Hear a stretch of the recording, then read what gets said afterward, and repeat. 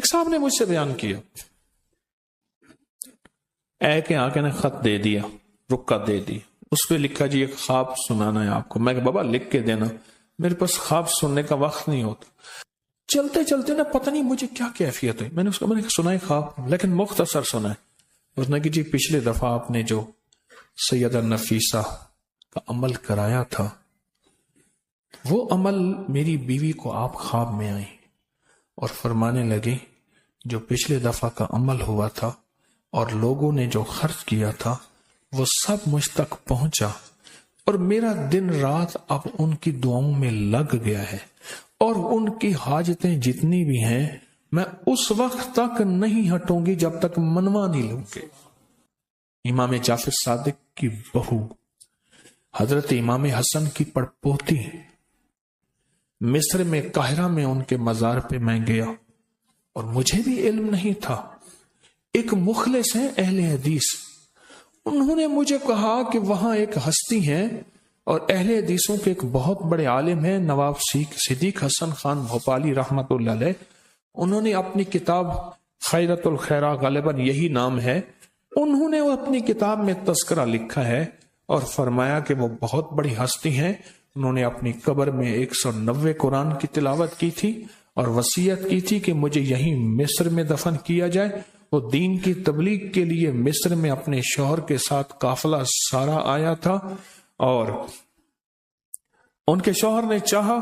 کہ میں مدینہ منورہ، کیونکہ ہمارا سارا خاندان بقیع جنت البقیع میں ہے،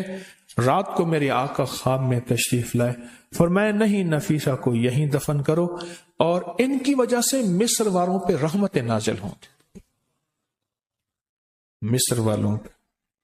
اور پھر فرمایا کہ ان کو خواب میں کہ اگر کوئی بندہ ایک آنا ایک پیسہ بھی اگر، اور حسب توفیق جتنا بھی ان کے لیے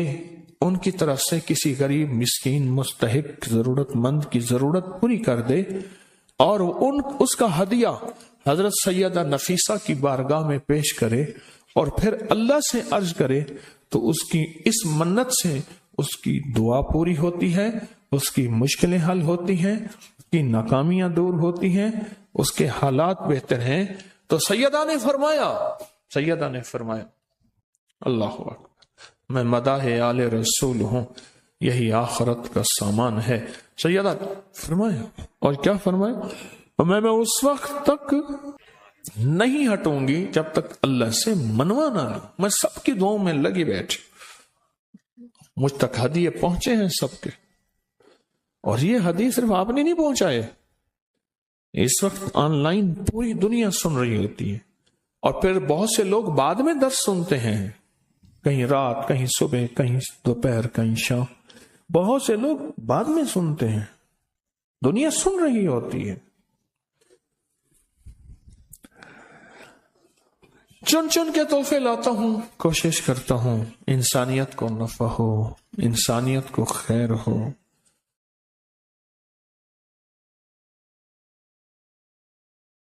اب ہم سیدہ نفیسہ کا عمل کریں نا، تو پہلے 11 بار کلمہ، پھر 11 بار درود پاک، اور درود کون سا؟ اللہم صلی علی محمد و آل محمد، اللہم صلی علی محمد و آل محمد۔ اور کسی کو اس درود پہ شک ہے تو آپ التحیات میں درود ابراہیمی، ہر نماز کی التحیات میں یہ درود پڑھتے ہیں، ہر نماز کی التحیات میں یہ درود پڑھتے ہیں۔ تو ایک دفعہ سورۃ فاتحہ اور 3 دفعہ قل هو اللہ ان کی بارگاہ میں ہم ہدیہ کرتے ہیں، اور پیسوں کی نیت آپ نے کر لی، پڑھیں پہلے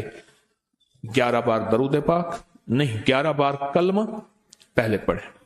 لا الہ الا اللہ محمد الرسول اللہ۔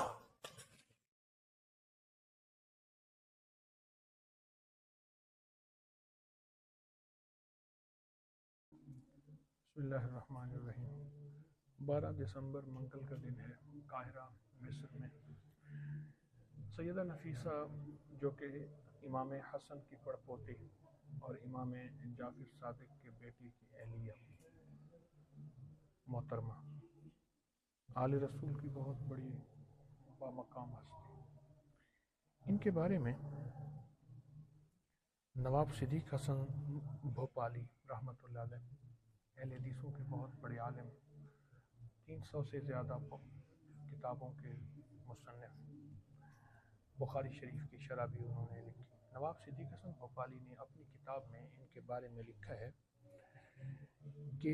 नवाब सिद्दीक हसन फरमाते हैं कि इन्होंने अपनी ज़िंदगी में ही अपनी कब्र खोद कर, ये मौजूदा जो उनका मज़ार है जहाँ मैं बैठा हूँ, इसमें 90 कुरान पढ़े थे, 90 कुरान पढ़े। और किसी दुर्वेश को रसूलुल्लाह सल्लल्लाहु अलैहि वसल्लम की ख्वाब में ज़ियारत हुई,